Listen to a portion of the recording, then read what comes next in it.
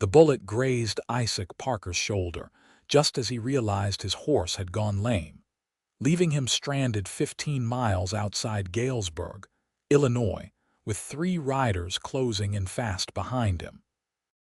Blood seeped through his shirt as he urged his limping mare toward a cluster of cottonwoods near a creek bed. The year was 1871, and Isaac had spent the better part of his 26 years learning that survival meant keeping your head down and your heart locked up tight. Devotion, loyalty, love, all those pretty sentiments his mother used to whisper about before consumption took her. They were just stories people told themselves to feel less alone in this vast, unforgiving country. He slid from the saddle and pulled his rifle free, checking the ammunition. 4 rounds left, 3 men behind him. The mathematics of death had always been simple enough for Isaac to understand. What he could not comprehend was why these particular riders wanted him dead when he had done nothing more than witness their boss murder a ranch hand 2 days prior in cold blood. The riders came into view, their horses kicking up dust against the afternoon sun. Isaac steadied his breathing, aimed, and fired. The first man jerked backward, tumbling from his mount. The second and third scattered, seeking cover behind the rocky outcroppings that dotted this stretch of Illinois prairie. "Parker," one of them shouted, "you are only making this harder on yourself." Isaac did not bother responding. Words were cheap currency in situations like these. He fired again, the bullet pinging off stone somewhere to his left. 2 rounds remaining. Then he heard it, the unmistakable sound of a wagon approaching from the east, its wheels creaking against the rutted trail that passed for a road. Isaac's stomach dropped. Whoever was driving that wagon was heading straight into a gunfight, and he had seen enough innocent blood spilled to last him several lifetimes. The wagon came into view, driven by a woman in a simple blue dress with auburn hair pinned back beneath a modest bonnet. She was alone, which struck Isaac as both foolish and brave in equal measure. The 2 remaining gunmen must have heard the wagon too because they stopped firing, likely calculating whether this newcomer represented threat or opportunity. "Turn around." Isaac shouted toward the woman, but she either did not hear him or chose not to listen. She brought the wagon to a stop directly between Isaac's position and the gunmen, setting the brake with deliberate calm. When she stood, Isaac could see her face properly for the first time. She was young, perhaps 23 or 24, with features that spoke of determination rather than classical beauty, though there was something compelling about the set of her jaw and the clear intelligence in her eyes. "Gentlemen," she called out, her voice carrying across the prairie with unexpected authority. "I am Florence Patterson, daughter of Judge Harrison Patterson of Galesburg. I was wondering if any of you might help me. My wheel is coming loose and I fear it will not hold much longer." It was a lie.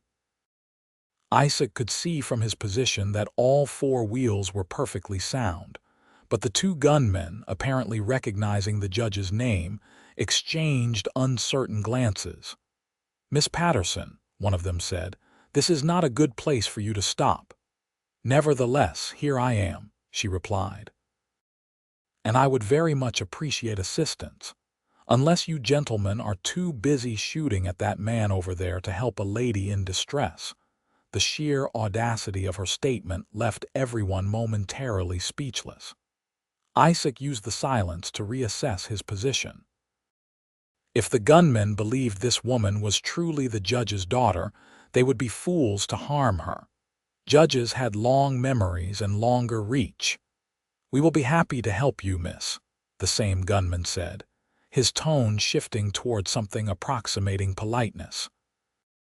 "But that man you mentioned, he is a wanted criminal. We are bringing him to justice." "Indeed?" Florence's voice carried a note of skepticism. "What are the charges?" The gunman hesitated. Isaac could almost see them inventing lies in real time. "Theft," one finally said. "Horse theft."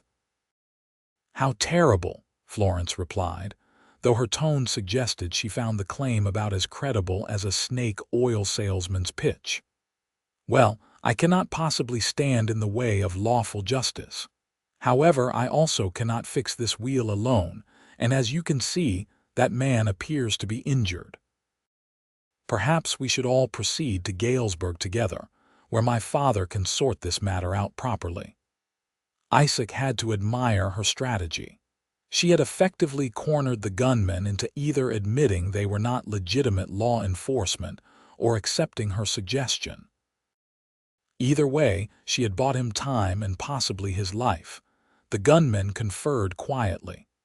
Finally, they mounted their horses and rode toward the wagon. As they approached Florence, Isaac kept his rifle trained on them, ready to fire if they made any threatening moves. "We will escort you to town, miss," one said, "but the criminal comes with us."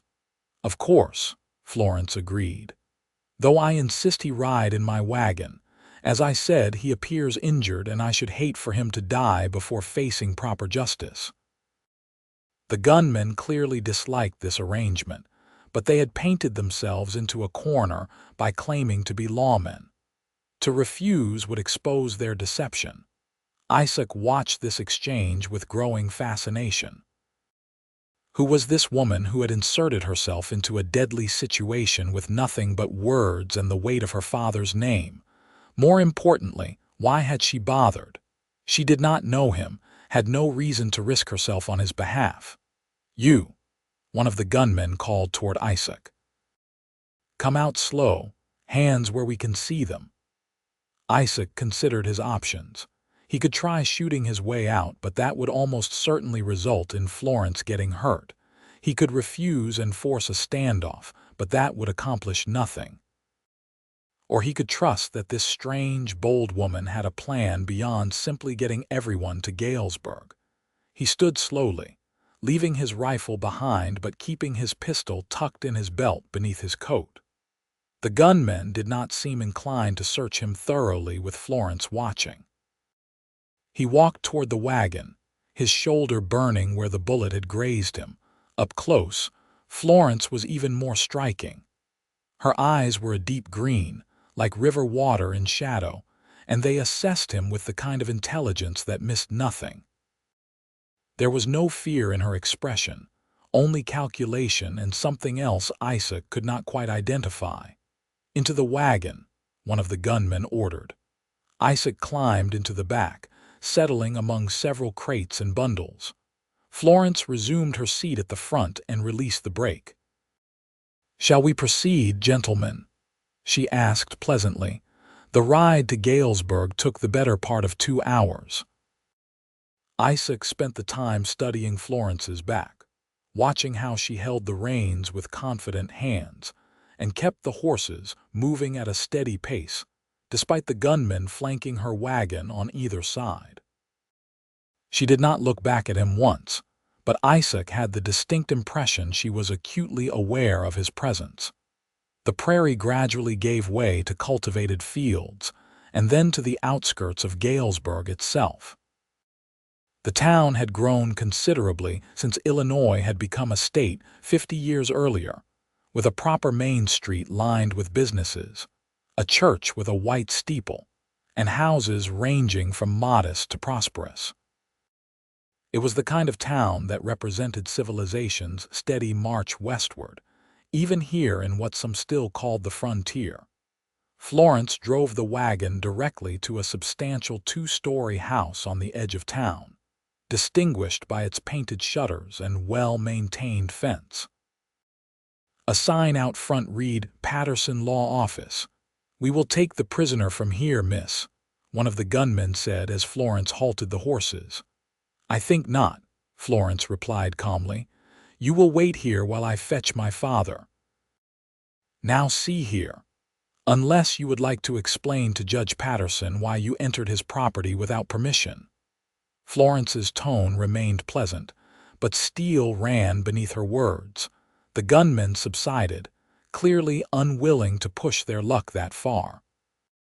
Florence climbed down from the wagon and disappeared into the house. Isaac remained in the wagon bed, meeting the hostile stares of the two men with studied indifference. His shoulder throbbed, and he could feel blood still seeping slowly through his shirt, but he kept his expression neutral. Several minutes later, Florence emerged with a man who could only be her father. Judge Harrison Patterson was perhaps 55, with gray threading through dark hair and the kind of face that had spent years learning to reveal nothing. He wore a suit despite the summer heat and carried himself with the unconscious authority of someone long accustomed to being obeyed. "Good afternoon," the judge said to the gunmen. "I understand you have brought a prisoner to my attention." "Yes, sir," one of them said. "We caught this man attempting to flee after stealing horses from Mr. Dalton's ranch." "Mr. Dalton," the judge repeated thoughtfully.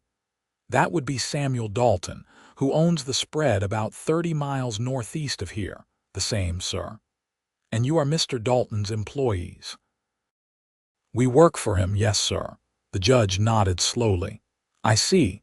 And did Mr. Dalton file formal charges with the county?" The gunmen exchanged glances. "We did not think there was time, sir. The thief was getting away." "Indeed." The judge turned his attention to Isaac. "You there. What is your name?" "Isaac Parker, sir." "And did you steal horses from Mr. Dalton?" "No, sir. I witnessed Mr. Dalton shoot one of his own ranch hands 2 days ago. These men have been pursuing me ever since."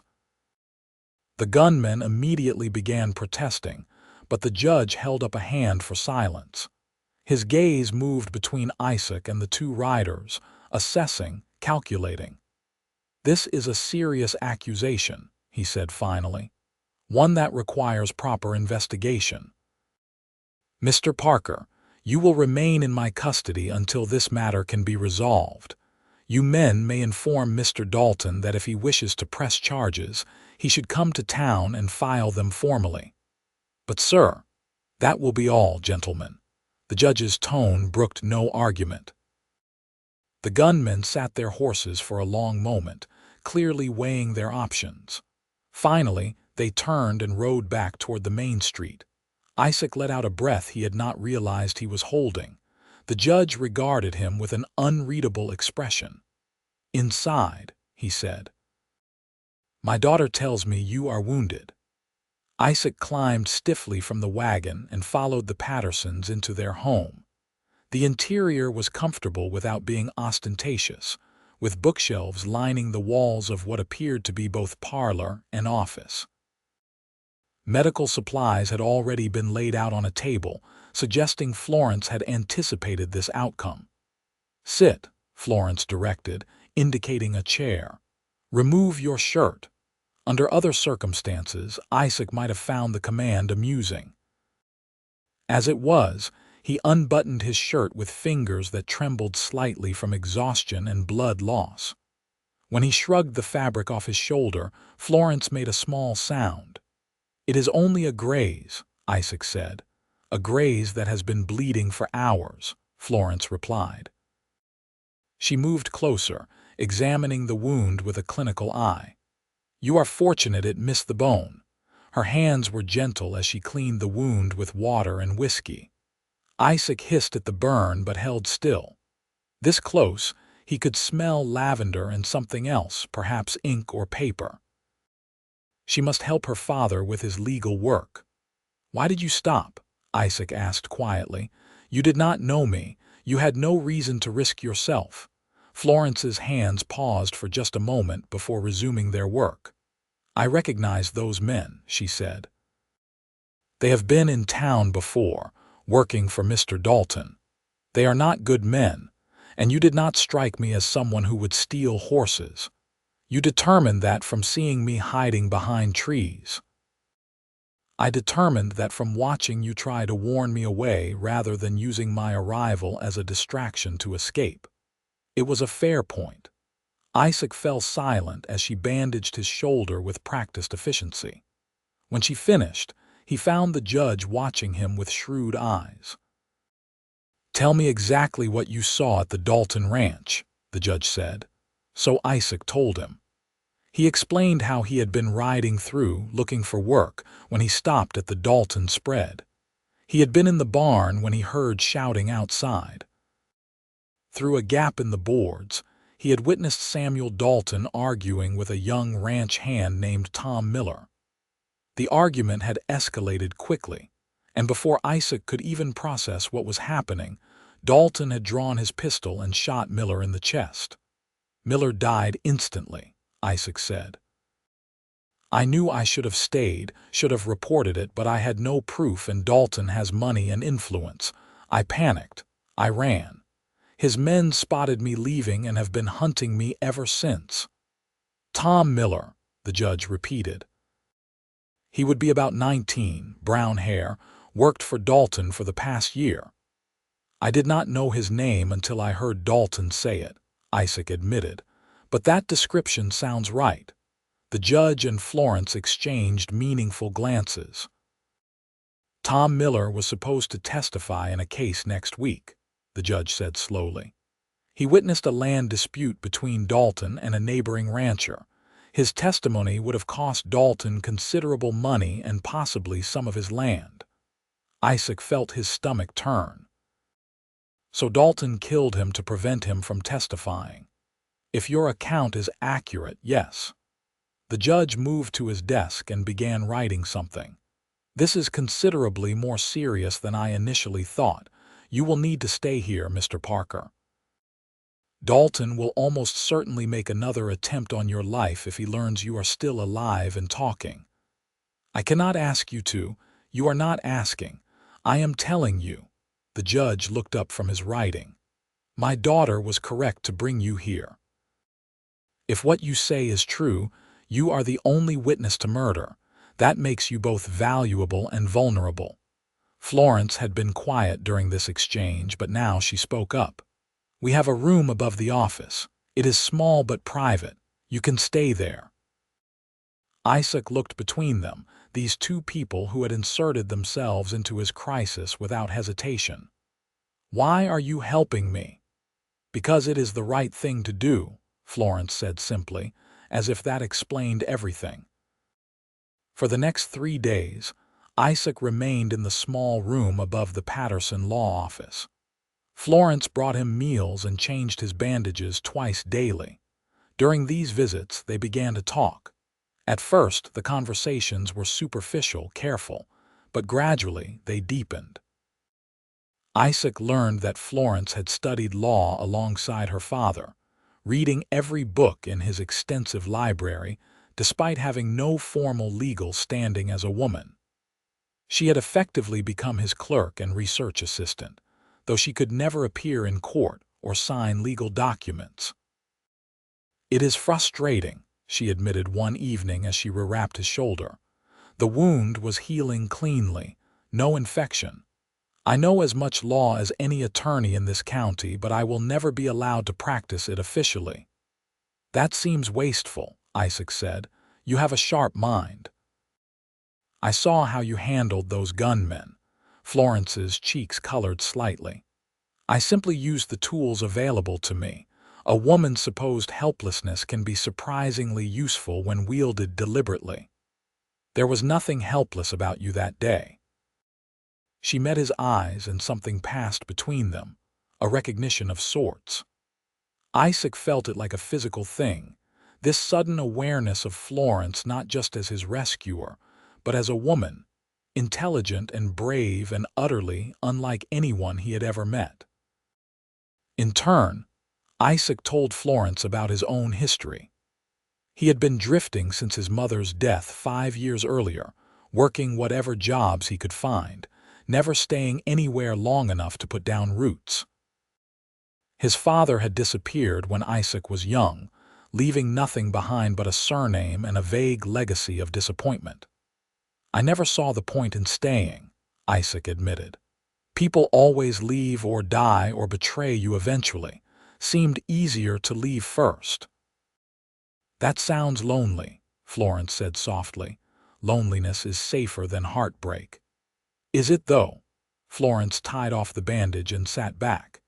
It seems to me that loneliness is just a slower kind of heartbreak, one that stretches out over years instead of happening all at once. Isaac had no answer to that.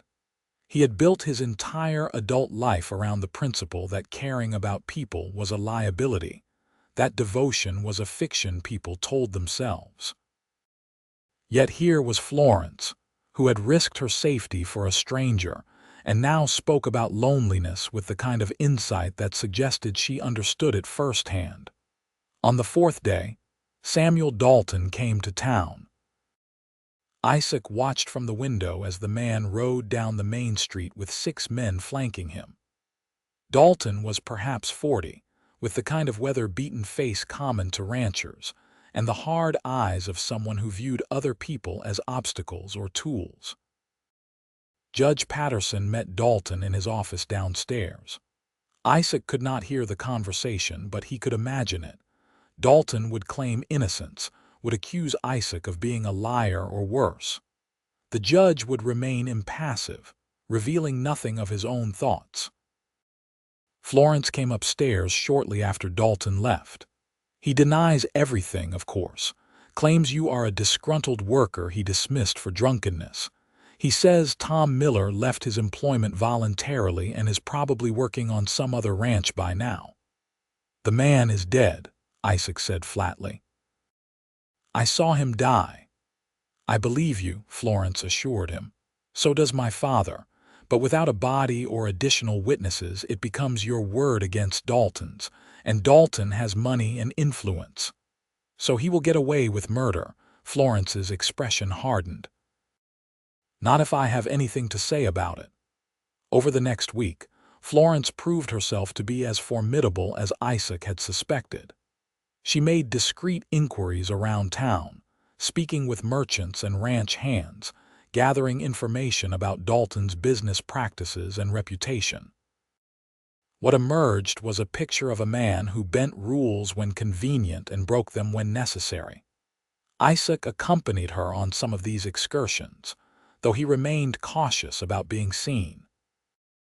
His shoulder had healed enough for him to move normally, and he found himself genuinely enjoying these investigations.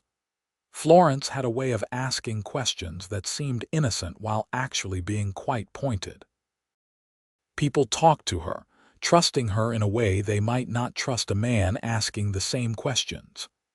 Mrs. Henderson says Dalton has been pressuring her husband to sell their land, Florence reported one afternoon as they walked along the creek outside town. Apparently Dalton wants to expand his water access, and Mr. Henderson refuses, so far. But Mrs. Henderson says her husband has been receiving threats, nothing explicit, just suggestions about how dangerous ranch life can be. Isaac absorbed this information. Dalton is building an empire on intimidation. It appears so. Florence paused at the creek bank, watching water flow over smooth stones. My father is preparing a case, but it is difficult without concrete evidence. They stood in companionable silence for a moment. Isaac found his gaze drawn to Florence's profile, the way late afternoon sunlight caught in her auburn hair and illuminated her features. Over the past days, something had shifted between them. The formal distance of rescuer and rescued had gradually dissolved, replaced by something warmer, more complex. Florence, he said, surprising himself by using her given name without the protective buffer of her surname. She turned to look at him, and Isaac saw his own awareness reflected in her eyes. Whatever was happening between them, she felt it too. I should not have involved you in this, he said. Dalton is dangerous. If he learns you have been investigating him, he will do what? Florence's chin lifted. I am not afraid of Samuel Dalton. You should be. Perhaps, but I refuse to let fear dictate my choices. She took a step closer, and Isaac could smell lavender again, could see flecks of gold in her green eyes. Besides, I think you know by now that I do not make choices lightly. No, Isaac agreed quietly. You do not. The space between them felt charged with possibility and danger in equal measure. Isaac had spent years avoiding exactly this kind of connection, this vulnerability. Yet he found himself leaning toward her as if drawn by gravity itself. Florence's hand came up to rest against his chest, right over his heart. Isaac wondered if she could feel it hammering. "I have never believed in playing it safe," she said softly. "Safe is just another word for half alive." Then she kissed him, and Isaac felt something fundamental shift in his understanding of the world. Her lips were soft and sure, and the kiss tasted like possibility, like maybe all those stories about devotion and love were not quite as fictional as he had convinced himself. When they broke apart, Isaac rested his forehead against hers. "This is complicated. Most worthwhile things are. I am still a wanted man. Dalton will not stop until I am dead or discredited. Then we had better make sure neither of those things happen." Florence pulled back just enough to meet his eyes. "I am not frightened by complications, Isaac. I am frightened by the prospect of living a simple, safe life that means nothing." Isaac kissed her again, longer this time, pouring into it all the longing and hope and terror he had been carrying. When they finally made their way back to town, something between them had been irrevocably altered. They were no longer rescuer and rescued, no longer just allies in an investigation. They were something more, something neither of them had quite expected but both recognized as worth protecting. That night, Isaac lay awake in his small room, thinking about how drastically his life had changed in such a short time. 2 weeks ago, he had been alone and convinced that solitude was strength.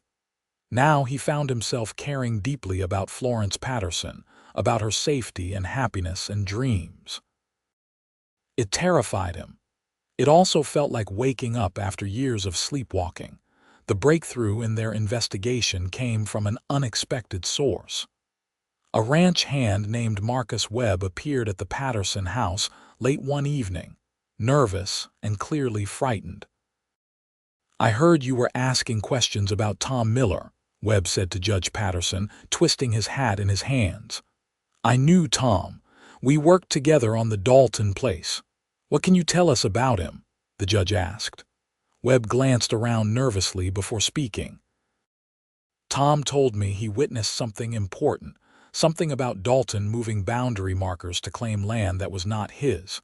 He said he was going to testify about it. Then one day Tom just disappeared.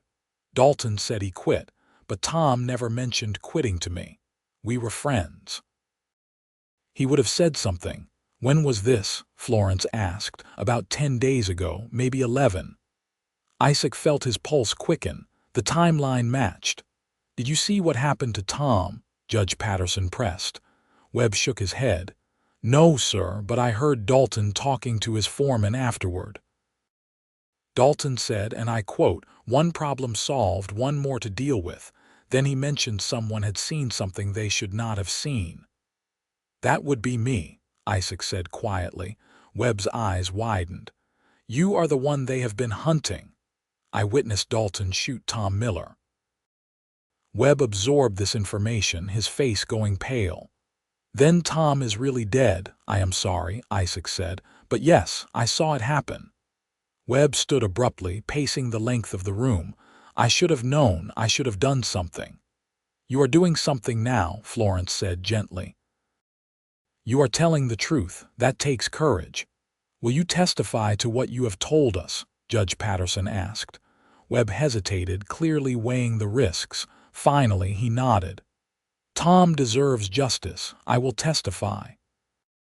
With Webb's testimony supporting Isaac's account, Judge Patterson was able to formally charge Samuel Dalton with murder.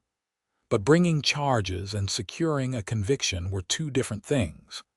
Dalton had money for expensive lawyers and influence throughout the county. The trial was set for 3 weeks later. During that time, Isaac remained at the Patterson house, helping Florence continue gathering evidence while her father prepared the case. The close quarters and shared purpose drew them even closer together. One evening, as they reviewed documents in the office, Florence looked up suddenly. "I am glad you survived that day on the prairie," Isaac smiled. "I am fairly glad about that myself. I mean it. When I saw you there, wounded and outnumbered, I felt something I had never felt before.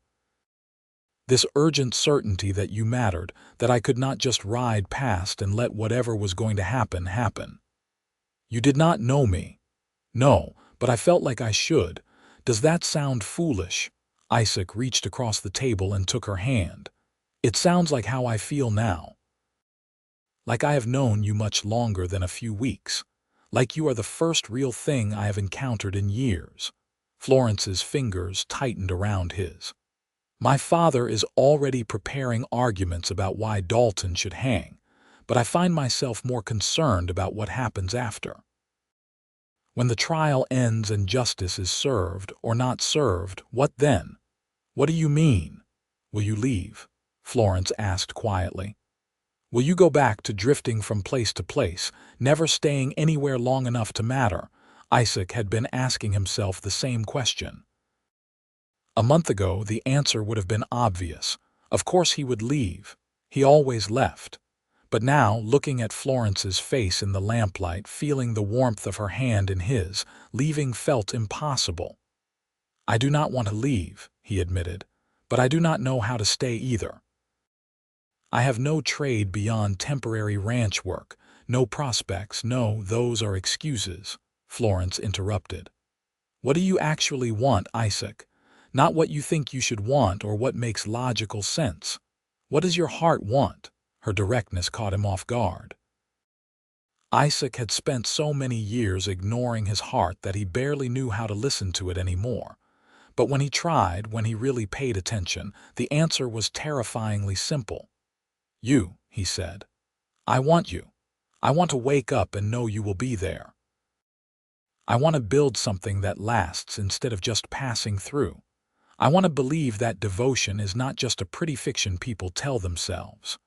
Florence stood and moved around the table, settling onto his lap in a way that was both bold and natural. "Then believe it. Believe in this in us." "I do." "You make it sound easy." "It is not easy. It is the hardest thing in the world, but I think it is also the only thing that makes life worth living." Isaac wrapped his arms around her, holding her close, and wondered when exactly he had stopped believing in love and whether he could teach himself to believe again. Florence made it seem possible. She made a lot of impossible things seem possible. The trial began on a sweltering August morning. The courthouse was packed with spectators, drawn by the drama of a prominent rancher accused of murder. Samuel Dalton sat at the defense table with two expensive lawyers, looking calm and confident. Isaac sat beside Judge Patterson at the prosecution table, acutely aware of every eye on him. The prosecution presented its case methodically.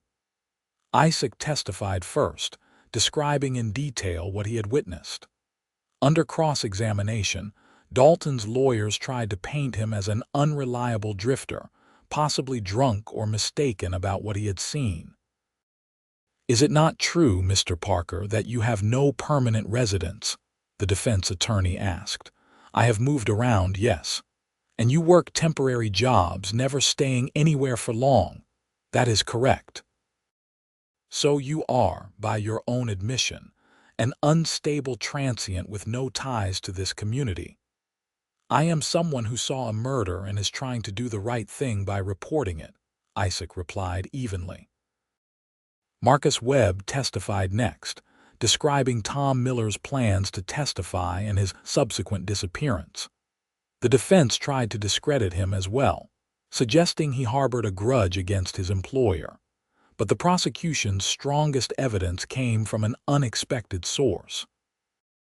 Judge Patterson had hired an investigator who found the spot where Tom Miller was buried, a shallow grave on a remote corner of Dalton's property.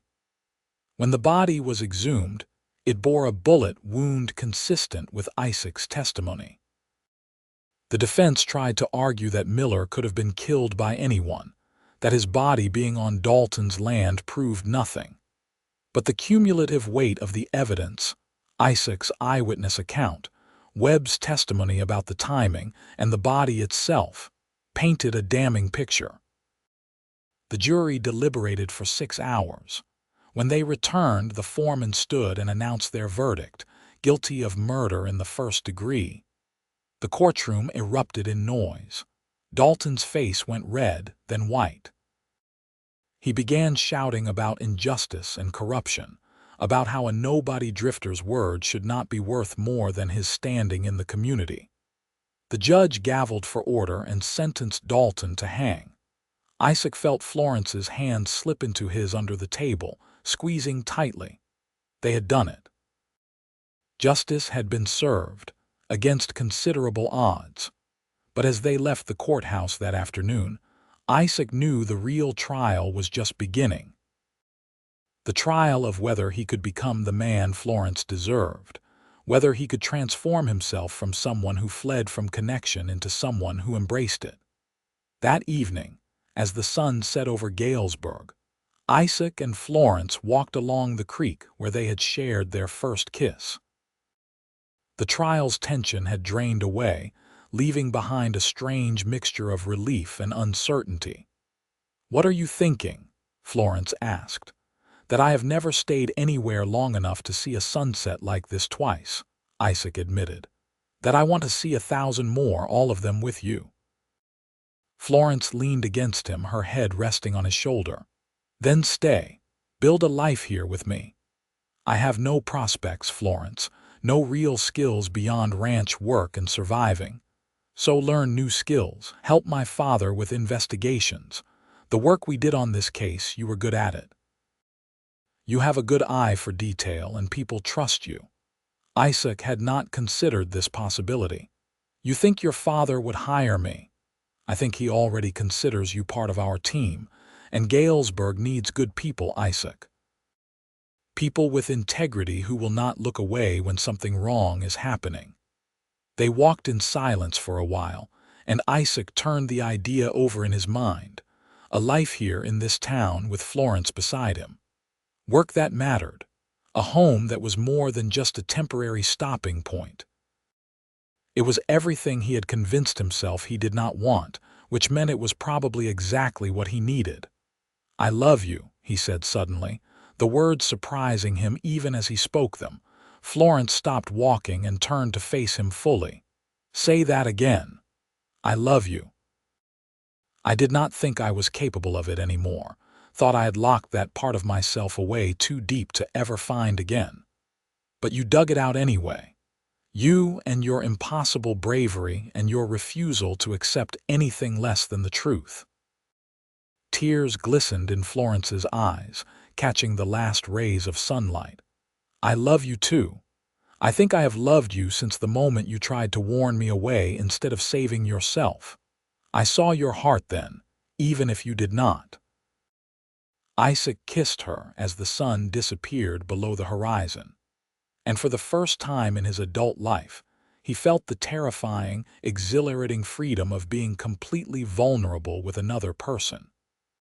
Florence kissed him back with equal intensity, her arms wrapping around his neck, and Isaac thought that maybe devotion was not fiction after all.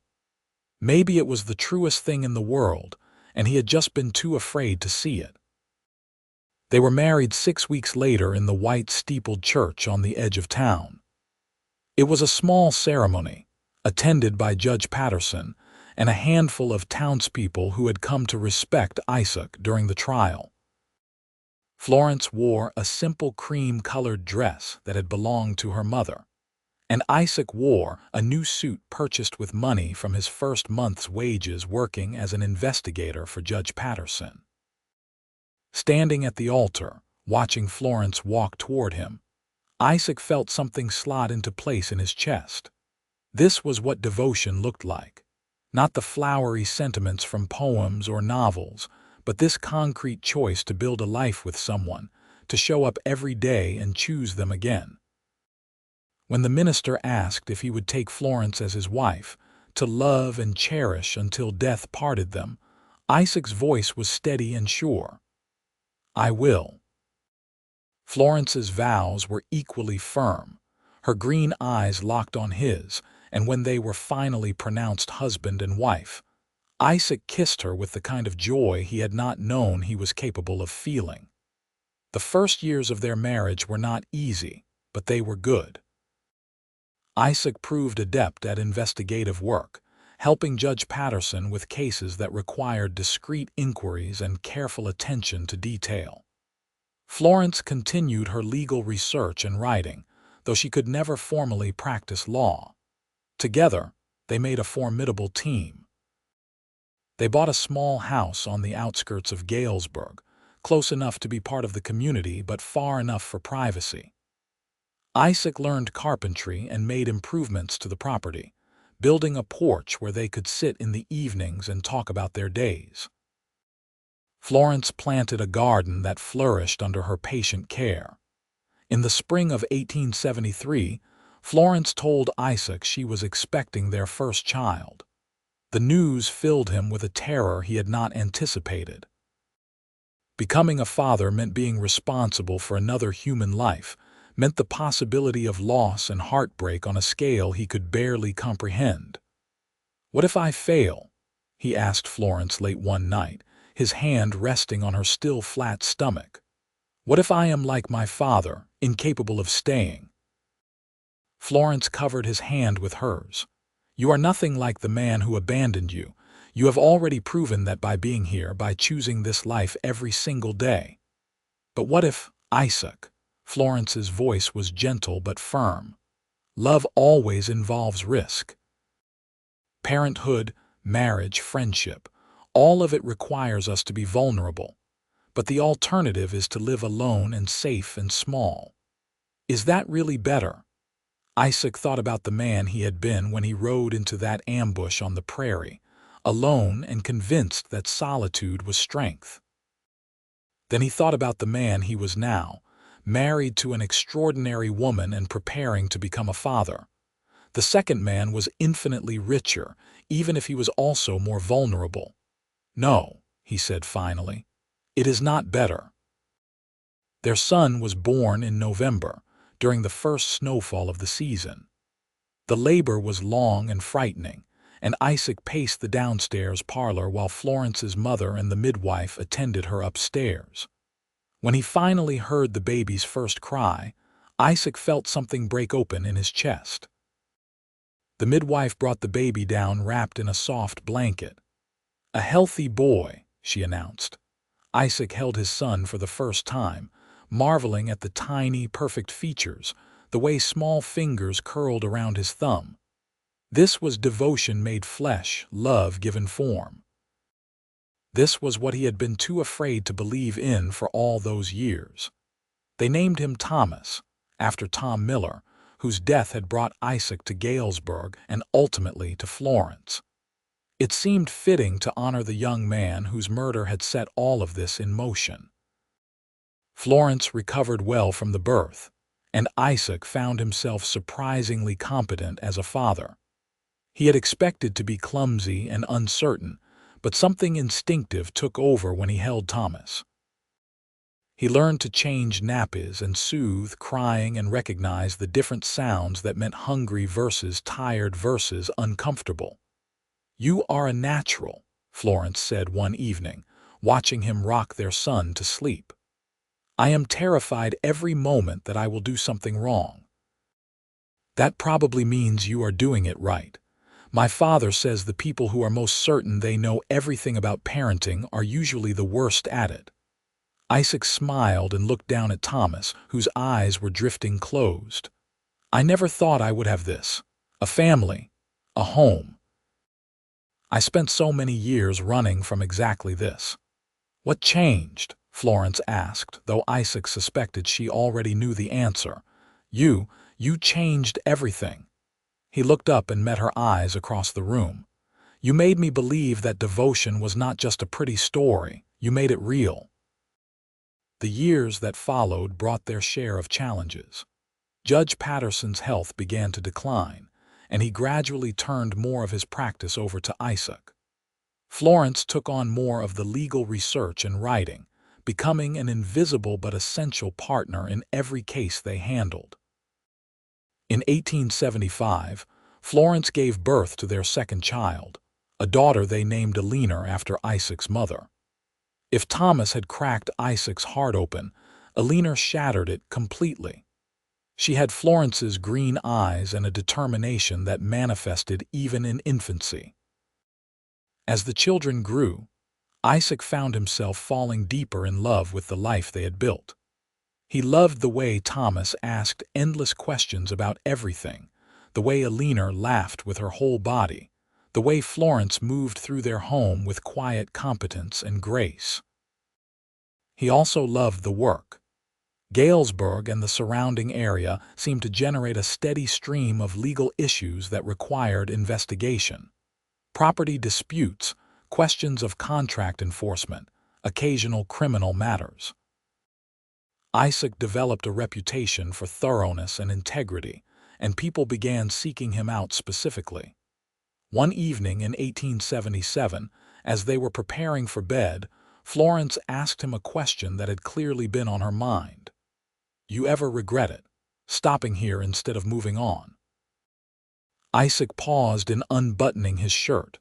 "Not even for a moment." "Why do you ask?" Florence sat on the edge of their bed, brushing out her long hair. "I worry sometimes that you feel trapped. You gave up your freedom when you married me." "I gave up loneliness," Isaac corrected, sitting beside her. "I gave up the fiction that being alone made me strong. What I gained is worth infinitely more than what I lost." Florence leaned against him, and Isaac wrapped his arm around her shoulders. Through the open door, he could hear Thomas telling Alina a story in their shared room, his 6-year-old voice rising and falling with dramatic emphasis. "I thought devotion was fiction," Isaac said quietly. "All those stories about love lasting, about people choosing each other every day no matter what, I thought they were lies people told themselves. But you proved me wrong. This, us, our family, it is the truest thing I have ever known." Florence tilted her face up to kiss him. "I am glad I stopped that day on the prairie." "So am I. Every single day I am grateful you stopped." Judge Patterson passed away peacefully in his sleep in the spring of 1879.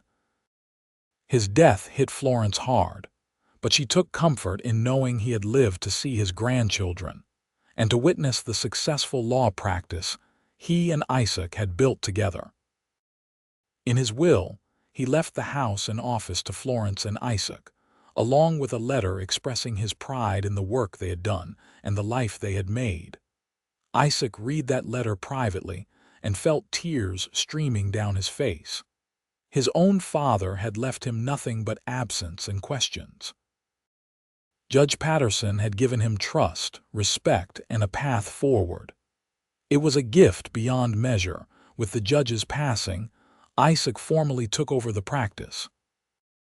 He could not call himself a lawyer without formal legal education, but he could and did continue the investigative and consulting work that had become his specialty.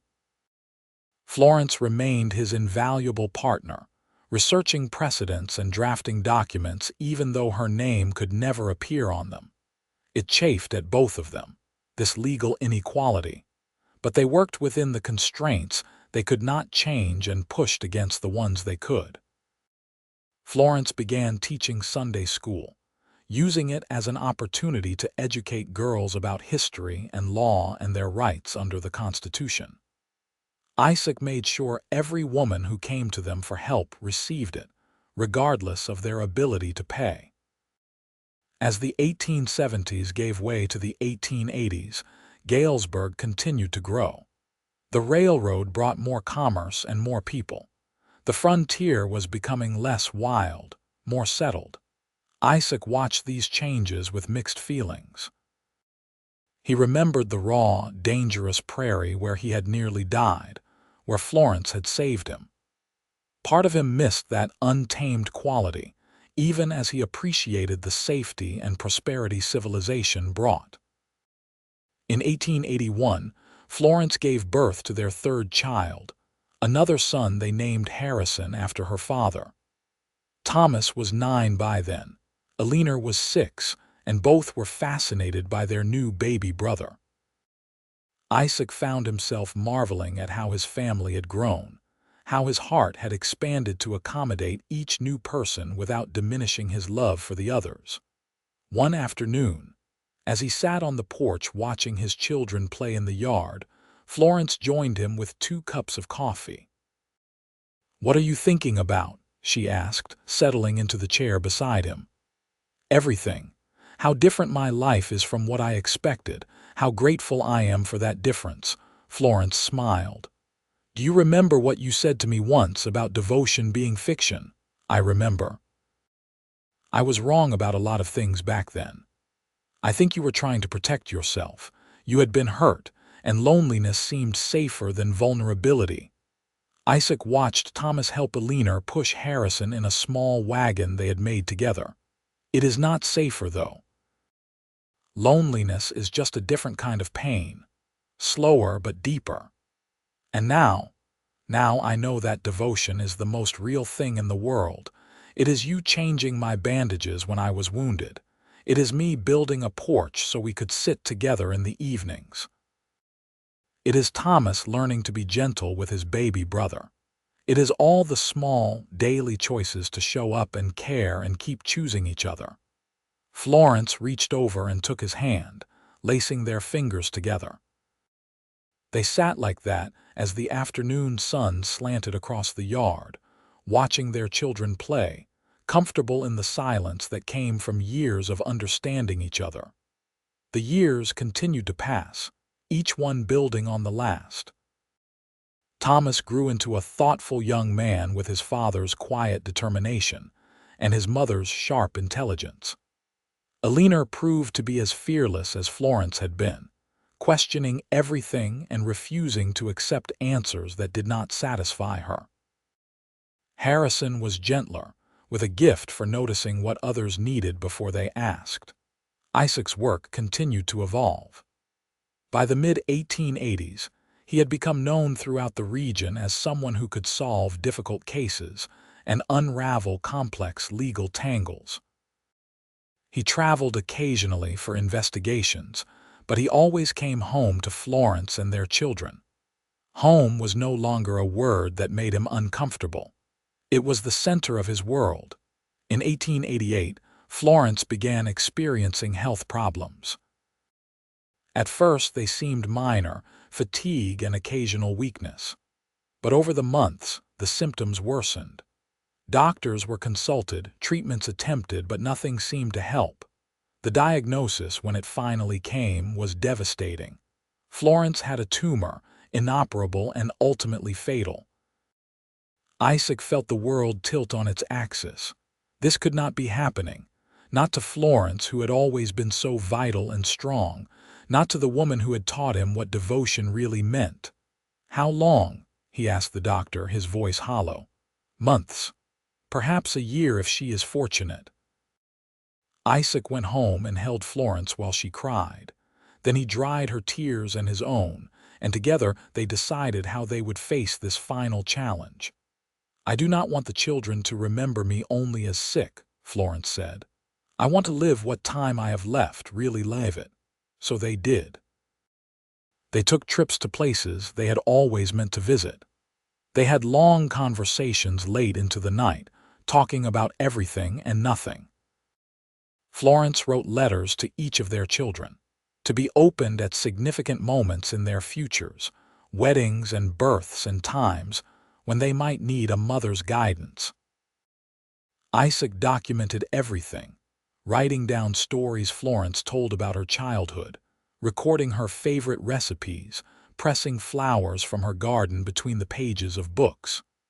He was trying to hold water in his hands, trying to preserve something that would inevitably slip away, but he had to try. Thomas, now 17, stepped up to help care for his mother and his younger siblings. Eleanor, 14, became Florence's constant companion, learning everything she could while she still had the chance. Harrison, just 8, climbed into bed with his mother every evening to tell her about his day. Isaac watched his children navigate their grief and felt his heart breaking and swelling simultaneously. They were Florence's legacy, proof that her love would outlast her physical presence. On a spring morning in 1889, with apple blossoms blooming outside the window and her family gathered around her bed, Florence slipped peacefully away. Isaac held her hand as her breathing slowed and finally stopped, and felt a piece of his soul go with her. The grief was enormous, all-consuming. There were days when Isaac did not know how he would survive it. But he had 3 children who needed him, who were navigating their own sorrow, and so he got up each morning and put one foot in front of the other. He found comfort in unexpected places. In continuing the work he and Florence had built together. In Thomas's quiet strength and Eleanor's fierce determination, and Harrison's gentle kindness. In the letters and documents Florence had left behind, her handwriting a connection across the divide between life and death. One evening, about 6 months after Florence's death, Isaac sat on the porch where they had spent so many evenings together. The children were inside, and he was alone with his memories and his grief. Thomas came out and settled into the chair that had been Florence's. He did not say anything, just sat there in companionable silence. He was so much like his mother, Isaac thought. That same quiet competence, that ability to know what was needed without being told. "She was right, you know," Thomas said finally. "About what?" "About devotion. About how it is the truest thing in the world." Thomas looked over at his father. "The way you loved her, the way you cared for her at the end, that taught me more than any words could have." Isaac felt tears burning in his eyes. "I would have done anything to have more time with her. I know. But the time you had, you made it count. Every single day you chose her. She knew that. We all knew that. I miss her so much it feels like I cannot breathe sometimes. I know that too." Thomas reached over and gripped his father's shoulder. "But you are still here and we need you. Eleanor is trying so hard to be strong that she will not let herself cry. Harrison has nightmares, and I am trying to figure out how to be the man you and Mother raised me to be." Isaac covered Thomas's hand with his own. "You are already that man. Your mother would be so proud of you."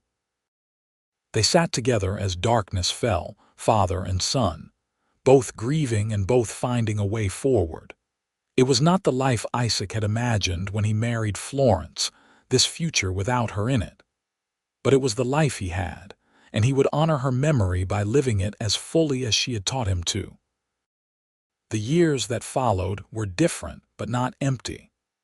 Isaac continued his work and found meaning in helping others navigate their legal troubles. He took pride in watching his children grow into remarkable adults. Thomas eventually went to law school, fulfilling the dream Florence had never been able to pursue for herself. He came home to Galesburg after graduation and joined his father's practice, now calling himself a proper attorney. Together, they took on cases that mattered, especially those involving women's rights and property issues.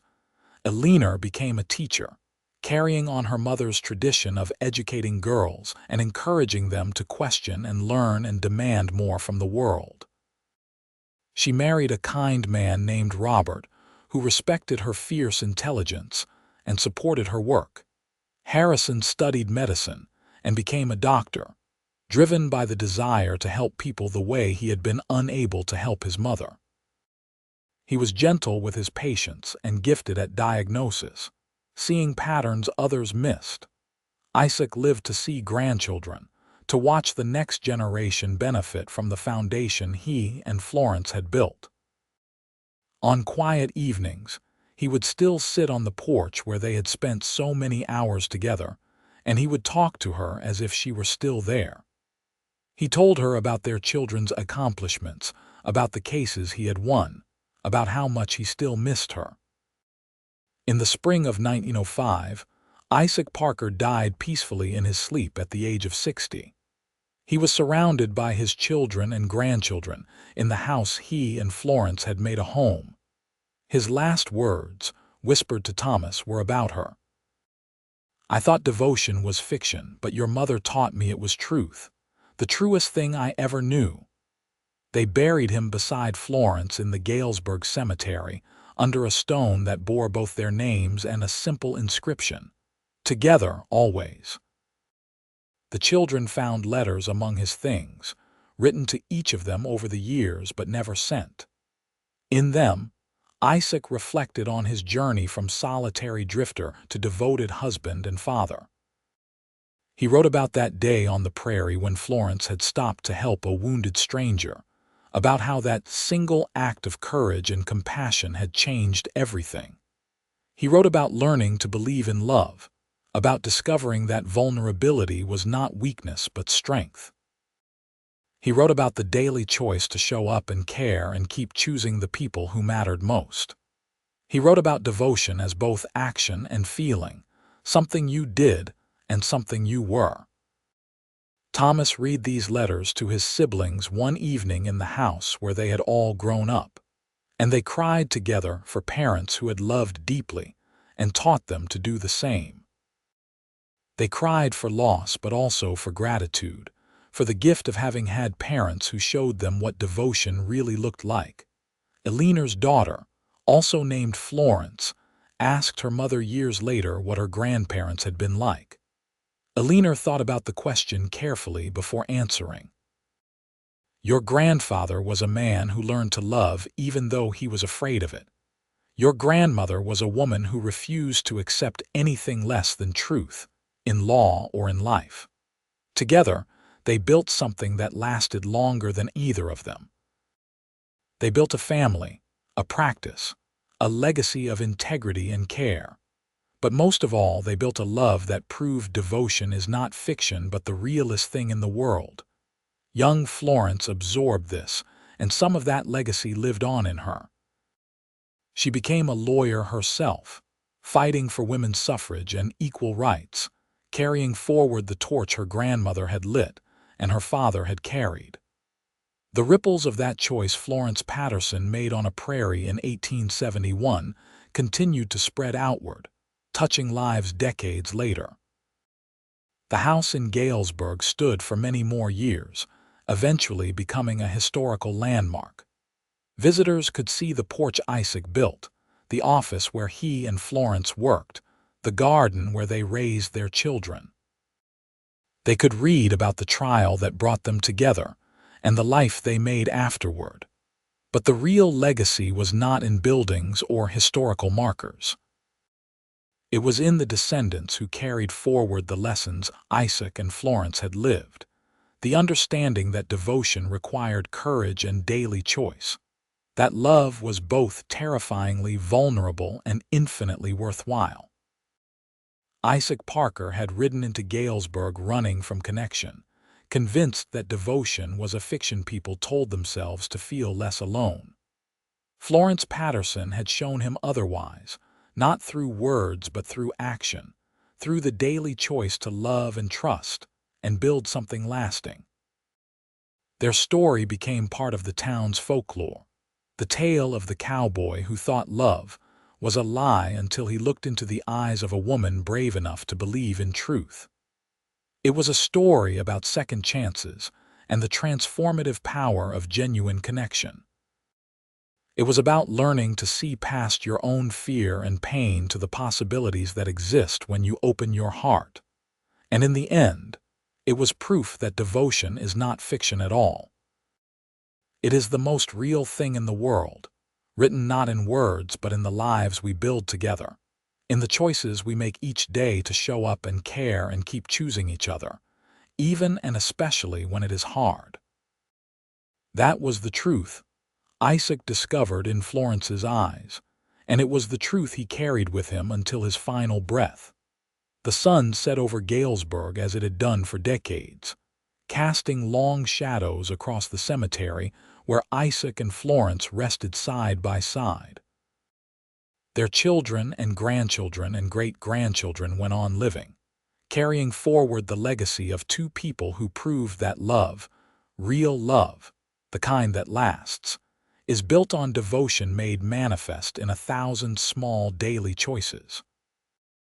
It was the truest story Galesburg ever knew, and it began with a wounded cowboy, a brave young woman, and a choice to believe that maybe, just maybe, some fictions are actually truth waiting to be discovered.